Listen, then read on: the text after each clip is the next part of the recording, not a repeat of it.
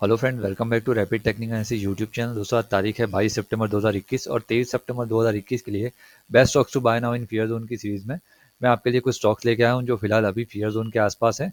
और फंडामेंटली सारी companies sound companies हैं, सेक्टर लीडर्स या इमर्जिंग कंपनीज हैं सेक्टर्स की। उस तरह की कंपनीज के बारे में हम यहाँ पे डिस्कस करने वाले हैं।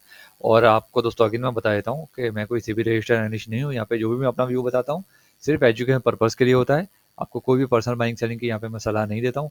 आपको जो भी डिसीजन लेना हो अपने फाइनेंशियल एडवाइजर से सलाह मशवरा करके आप अपना डिसीजन खुद ले सकते हैं। आपके फायदे या नुकसान की जिम्मेदारी मेरी या मेरी चैनल की नहीं रहेगी।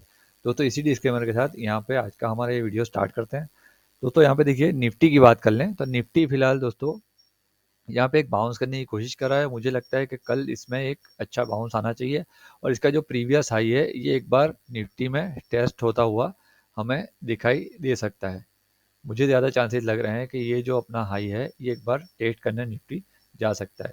फिलहाल के लिए इसके बाद जो मेजर सपोर्ट है निफ्टी के लिए जो कि है 17,250 200 के आसपास का जो लेवल है, ये एक सपोर्ट का लेवल है। जब तक इसके ऊपर है तब तक कोई दिक्कत नहीं है निफ्टी में। इसके नीचे जाएगा थोड़ा वीक हो जाएगा। अभी फिलहाल मुझे ठीक ठाक ही लग रहा है। जब तक ये लाइन के ऊपर है यानी 17,200 के ऊपर है तब तक ये निफ्टी ठीक ठाक है। दोस्तों पहला स्टॉक है हमारा एपीएल अपोलो ट्यूब्स। दोस्तों ये भी सेक्टर लीडर कंपनी है और दोस्तों ये फिलहाल फियर जोन के आसपास मिल रही है। फियर जोन इसका जो आरएसआई का लेवल है 51 के आसपास का भी फिलहाल आरएसआई यहाँ पे काम कर रहा है। तो दोस्तों यहाँ पे देखिए, लॉन्ग टर्म के लिहाज से अगर आपको लेना हो तो एसआईपी में आप बाइंग कीजिएगा। मार्केट ऑल टाइम हाई के आसपास है। यहाँ पे कोई भी लमसम आपको बाइंग नहीं करना है किसी भी स्टॉक में।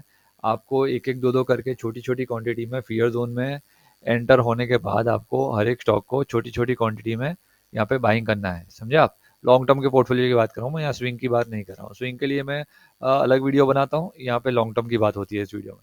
दोस्तों फिलहाल इसके लिए जो लेवल्स हैं, ये जो लेवल है ये इंपॉर्टेंट सपोर्ट का लेवल है इसके लिए, जो कि है ये जो लेवल है 840 850 के आसपास का जो लेवल है एपीएल अपोलो में, ये एपीएल अपोलो ट्यूब में इंपॉर्टेंट सपोर्ट है।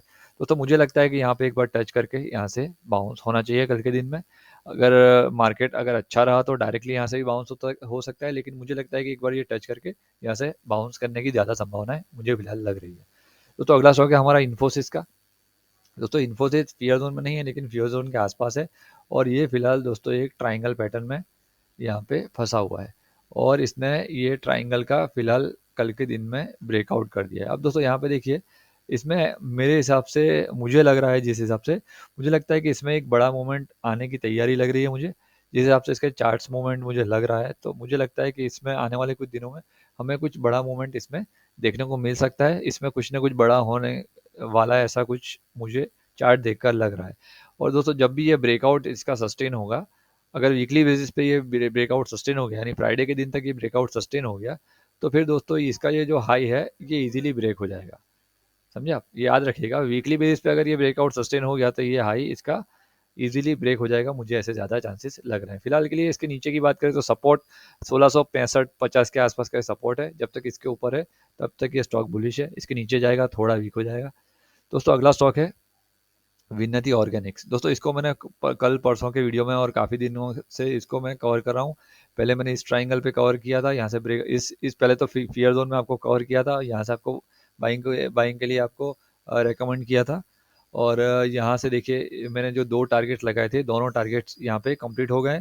इसी टारगेट को रिस्पेक्ट करने के बाद यहाँ पे नीचे आया है और ये जो ट्रेंड लाइन है इसको कहीं ना कहीं रिस्पेक्ट किया था और इसको ब्रेक भी कर दिया था, समझे आप। अभी फिलहाल मैंने कल के वीडियो में आपको बोला था कि परसों की वीडियो में कि यहाँ से इसको सपोर्ट लेना होगा, तो ये जो छोटा ट्राइंगल है यहाँ से ये सपोर्ट लेके बाउंस करेगा और इसके लिए जो रेजिस्टेंस होगा ये फिलहाल ये वाला जो लाइन है 1900 के आसपास का एक रेजिस्टेंस होगा। अब दोस्तों यहाँ पे देखिए 1900 के ऊपर यानी 1900 की ये जो रेजिस्टेंस एरिया है 1898 के आसपास का, इसके ऊपर आज इसने क्लोजिंग दे दिया है। तो दोस्तों मुझे लगता है कि कल भी हमें इसमें जो बड़ी चाल है ये आने वाले दिनों में मुझे लगता है कि कंटिन्यू होती दिखाई दे सकती है। और मुझे लगता है कि ये वाला जो रेजिस्टेंस है ये रेजिस्टेंस अब टिकेगा नहीं और ये डायरेक्ट अपना जो प्रीवियस हाई है, जो कि ये प्रीवियस हाई है, ये एक बार क्लेम करने मुझे जाता हुआ नज़र आ रहा है।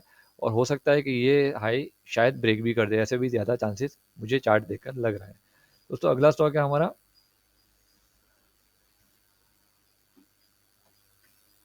दोस्तों अगला स्टॉक है हमारा इंडिगो पेंट्स का। दोस्तों इंडिगो पेंट्स काफ़ी दिनों से एक ही रेंज में काम कर रहा है और इसी रेंज में फंसा हुआ है। ये यहाँ पे देखिए रेक्टेंगल में फंसा हुआ है। कल के वीडियो में मैंने आपको बोला था कि ये जो रेक्टेंगल का जो लोअर एंड है, यहाँ पे एक बार टच करके यहाँ से बाउंस करने की कोशिश कर सकता है। और यहाँ पे देखिए आप लोअर एंड के आसपास यहाँ पे आज इसने टच करने की कोशिश की थी और इसके आसपास से ही कहीं ना कहीं बाउंस किया है। देखिए लोअर एंड कहाँ पे आता है, तकरीबन 2526 के आसपास आ रहा है और इसका आज का जो लो है वो तकरीबन 2535 के आसपास का, यानी ऑलमोस्ट हमारा इसी जोन के आसपास आ रहा है। दोस्तों जब तक ये स्टॉक रेक्टेंगल के अंदर है तब तक फिलहाल स्विंग के लिए नो ट्रेड जोन में है।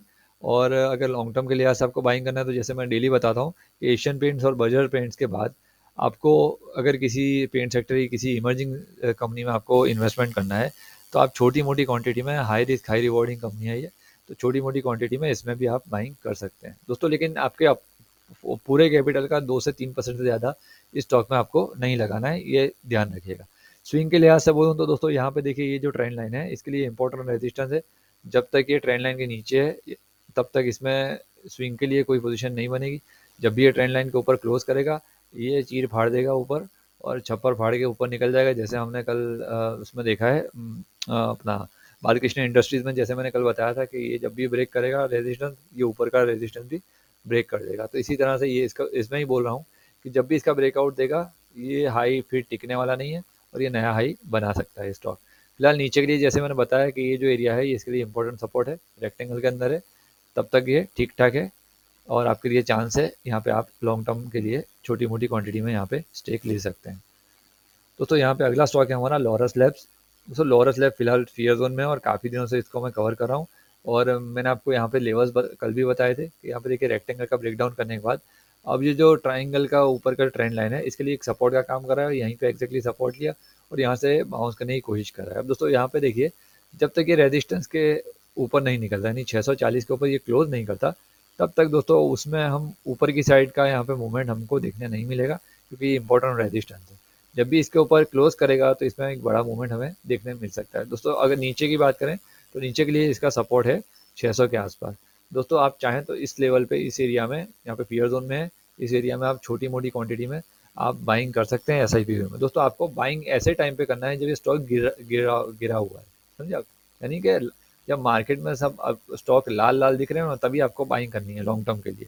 ऐसा नहीं है कि आपको जब मार्केट में सब ऑल टाइम हाई लग रहे हो या सब ग्रीन ग्रीन दिख रहा हो, स्टॉक 200 रुपये 300 रुपये ऊपर निकल गया हो, उस दिन आप बाई करो, तो आपके इतना बेवकूफ़ कोई नहीं होगा, क्योंकि आप खजूर के झाड़ पे अटक जाओगे।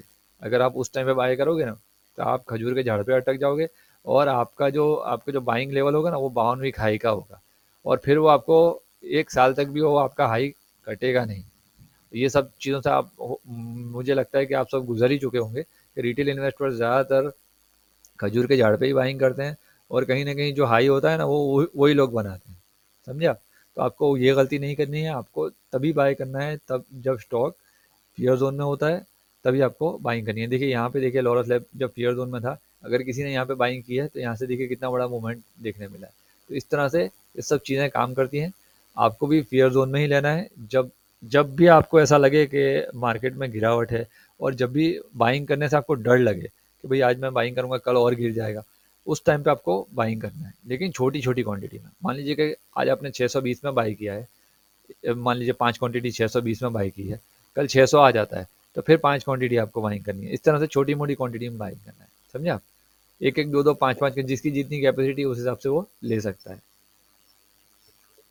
दोस्तों अगला स्टॉक है हमारा किर्लोस्कर फेरोस। दोस्तों इसको भी मैंने काफ़ी दिनों से कवर किया और यहाँ पे देखिए ये जो रेक्टेंगल का जो लोअर एंड है यहीं से ये बाउंस कर रहा है। दोस्तों ये भी फंडामेंटली काफ़ी अच्छी कंपनी है और स्विंग के लिए मैंने आपको यहाँ पे देखिए यहाँ पे एक स्विंग ट्रेड लेके भी रखा है। फिलहाल $58 का मुझे लॉस हो रहा है, लेकिन मुझे लगता है कि स्विंग ट्रेडिंग के लिए 260 के लेवल इसमें हमें देखने मिल सकते हैं बहुत ही जल्द। लॉन्ग टर्म के लिहाज से दोस्तों हाई रिस्क हाई रिटर्न वाली कंपनी है, छोटी मोटी क्वांटिटी में आप चाहें तो इसमें बाइंग कर सकते हैं। दोस्तों अगला स्टॉक है हमारा बर्गर किंग का। दोस्तों बर्गर किंग में मैंने बोला था कल के ये जुबिलेंट फूड में मुझे 100 रुपये का मूवमेंट लग रहा है, तो कहीं ना कहीं ये बर्गर किंग में भी एक बड़ा मूवमेंट आ सकता है। लेकिन दोस्तों आज जिस हिसाब से मैं सोच रहा था, जुबिलेंट फूड ने सिर्फ 50 रुपये का मूवमेंट किया और सुबह ओपन होते के साथ ही 50 रुपये का मूवमेंट सस्टेन नहीं हो पाया और वहीं से कहीं करेक्ट हुआ है। तो दोस्तों इसी वजह से ये भी करेक्ट हुआ है। अभी फिलहाल इसकी बात करूँ तो जब तक ये रेक्टेंगल के अंदर है, स्विंग की पोजीशन नहीं बनेगी। लॉन्ग टर्म के लिए दोस्तों आपके लिए बेस्ट टाइम है। आप चाहें तो छोटी मोटी क्वांटिटी में जुबिलेंट फूड के बाद अगर ये सेक्टर आपको अच्छा लगता है तो आपको आपको ज़्यादा स्टेक तो आपको जुबिलेंट फूड में ही लेना है, लेकिन इसको इमर्जिंग कंपनी के तौर पे आपको लेना है, हाई रिस्क हाई रिटर्न वाली कंपनी के तौर पे इसको आपको लेना है और छोटी मोटी क्वांटिटी में आपको बाइंग करना है। कभी भी लमसम इन्वेस्टमेंट नहीं करना है ऐसे स्टॉक में, क्योंकि ये सारी कंपनी हाईली वॉलेटाइल है, तो आपको सोच समझ के छोटी छोटी क्वांटिटी में बाइंग करना है। दोस्तों अगला स्टॉक है रिलैक्स और फुटवेयर का। दोस्तों ये कंपनी मुझे काफ़ी अच्छी लगती है और जैसे मैंने बताया कि ये भी रेक्टेंगल में फंसा हुआ है और इसकी जो रेक्टेंगल का जो बॉटम लाइन है ये इसके लिए इम्पोर्टेंट सपोर्ट है, जो कि है 1125 के आसपास का। दोस्तों लॉन्ग टर्म के लिहाज से ये आपको मौका दे रहा है कि आप एस आई पी में इसमें बाइंग कीजिए। देखिए अब फिलहाल अभी फियर जोन में है, आर एस आई की स्थिति देखें तो 42 43 के आसपास है। तो दोस्तों आपके लिए बेस्ट मौका है, क्योंकि ऐसे स्टॉक्स में बार बार मौका आपको नहीं मिलेगा। ये स्टॉक एक कंसिस्टेंट कंपाउंडर स्टॉक है और आप इसके फंडामेंटल्स जाके अपने स्क्रीनर वगैरह पे देख सकते हैं। काफ़ी अच्छी कंपनी है लॉन्ग टर्म के लिहाज से। दोस्तों अगला स्टॉक है हमारा मुथूट फाइनेंस का। दोस्तों कल इसको मैंने कवर किया था, परसों कवर किया था और काफ़ी दिन से इसको कवर कर रहा हूँ और मैंने यहाँ पे देखिए सारे लेवल्स निकाले थे, वो सारे लेवल्स यहाँ पे ये मेरे लेवल्स को रिस्पेक्ट किया है। दोस्तों मैंने बताया था कि रेक्टेंगल का ब्रेकआउट करेगा तो वीक हो जाएगा और ये सपोर्ट एरिया है 1450 के आसपास, 1440 के आसपास का ये सपोर्ट एरिया है, यहाँ तक आएगा और देखिए एग्जैक्टली इसी तरह से आया है और यहीं से बाउंस हुआ है। और बाउंस होने के बाद कल के वीडियो में मैंने बताया था कि यहाँ से देखिए अगेन ऊपर जाने की मुझे ज़्यादा पॉसिबिलिटी लग रही है। तो देखिए आज भी इसमें हमें 64 रुपये का ऑलमोस्ट हमें मूवमेंट देखने मिला है। अब दोस्तों यहाँ पे देखिए अब इसके लिए जो रेक्टेंगल का जो अपर ट्रेंड है, अपर लाइन है, ये दोस्तों ये रेजिस्टेंस का काम करेगा। जब भी इसके ऊपर क्लोज होगा तो फिर ये अपना पिछला जो हाई है इसको क्लेम करने एक बार जा सकता है। दोस्तों अगला स्टॉक है हमारा लक्स इंडस्ट्रीज। दोस्तों इसको मैं काफ़ी दिनों से कवर कर रहा हूँ, तकरीबन फिलहाल 1 महीने के आसपास से इसको कवर कर रहा हूँ। और दोस्तों यहाँ पे देखिए मैंने सारी जो पैटर्न ड्रॉ करके रखी थी और सारे सपोर्ट्स निकाल के रखे थे। देखिए यहाँ पे ये सपोर्ट को इसने ब्रेक डाउन कर दिया है और इसके बाद जो अगला सपोर्ट है जो कि है 3600 के आसपास। दोस्तों 3600 के आसपास अगर ये स्टॉक आपको मिलता है तो बेस्ट बाय है दोस्तों। और ये जगह पे भी 3700 का भी भाव चल रहा है, 3721 का। दोस्तों इस जगह पे भी बेस्ट प्राइस है ये। लॉन्ग टर्म के लिहाज से अगर किसी को बाइंग करना है तो यहाँ पे एस आई पी वे में बाइंग कर सकते हैं। ये कंपनी भी एक कंसिस्टेंट कंपाउंडर कंपनी है, कंसिस्टेंट कंपाउंडर स्टॉक है और इसके भी प्रॉफिट्स आप देखोगे तो मैंने इस पर स्पेशल एक वीडियो ही बनाया है, अब जाके इसमें देख सकते हैं। और ये मेरे चैनल पे इसके स्पेशल वीडियो भी है लक्स इंडस्ट्रीज़ के ऊपर, आप चाहें तो वहाँ जाके देख सकते हैं कि मैंने सारी फंडामेंटली क्या क्या इसमें खूबियाँ हैं, क्या इसकी नेगेटिव पॉइंट्स हैं, पॉजिटिव पॉइंट्स, सारी मैंने चीज़ वहाँ पे डिस्कस की है। दोस्तों अगला स्टॉक है हमारा बर्जर पेंट्स का। दोस्तों बर्जर पेंट भी फिलहाल फियर जोन में ही है और आपको मौका दे रहा है। और देखिए यह एशियन पेंट्स के बाद बर्जर पेंट जो है सेक्टर की सेकंड लीडर कंपनी है और इसने पिछले 10 सालों में अपने सेक्टर लीडर कंपनी से भी ज़्यादा इसने आपको सी ए जी आर रिटर्न दिए हैं। यानी कि आपको एशियन पेंट ने 25% के सी ए जी आर रिटर्न दिए हैं, जबकि बर्जर पेंट ने आपको 36% के सी ए जी आर रिटर्न प्रोवाइड किए हैं अपने इन्वेस्टर्स को 10 साल में, पिछले 10 साल में। दोस्तों ये स्टॉक कंसिस्टेंट कंपाउंडर है और ग्रोथ वाली कंपनी है, आपको हमेशा ग्रोथ वाली कंपनीज ही लेनी है। ऐसे टाइम पे जब भी ये फेयर जोन में मिले आपको छोटी छोटी क्वांटिटी में बाइंग करके रख लेना है पोर्टफोलियो में, फिर इसको देखना ही नहीं है। ऐसे स्टॉक बार बार ऐसे लेवल्स पे नहीं मिलते दोस्तों आपको। मैं अपने पोर्टफोलियो में इस एरिया में मैं बाइंग करता हूँ। दोस्तों अगला स्टॉक है हमारा श्याम मेटालिक्स का। दोस्तों ये मेटल सेक्टर की इमर्जिंग कंपनी है, नया लिस्टिंग है। छोटी मोटी क्वांटिटी में अगर आपको बाइंग करना हो तो फियर जोन में है फिलहाल, हाई रिस्क हाई रिटर्न वाला स्टॉक है, तो आप चाहें तो इसमें बाइंग कर सकते हैं। इसके फंडामेंटल्स काफ़ी अच्छे हैं, चार्ट स्ट्रक्चर फिलहाल नया है लेकिन फंडामेंटल्स जो मैंने चेक किए हैं काफ़ी अच्छे फंडामेंटल्स हैं, तो आप चाहें तो इसमें लॉन्ग टर्म के लिए छोटी मोटी क्वान्टिटी में बाइंग कर सकते हैं। तो अगला स्टॉक है हमारा गैलेक्सी सर्फ। तो इस पर मैंने कल बात की थी ये स्टॉक के बारे में और मैंने बोला था कि यहाँ पे देखिए रेक्टेंगल से बाहर निकला है, ब्रेकआउट दिया है और फिर ब्रेकआउट सस्टेन नहीं हो पाया और यहीं से ये स्टॉक गिरा है। गिरने के बाद इसने अच्छी बात क्या करी कि ये जो स्टॉक है ये रेक्टेंगल के ऊपर ही क्लोज हुआ था कल।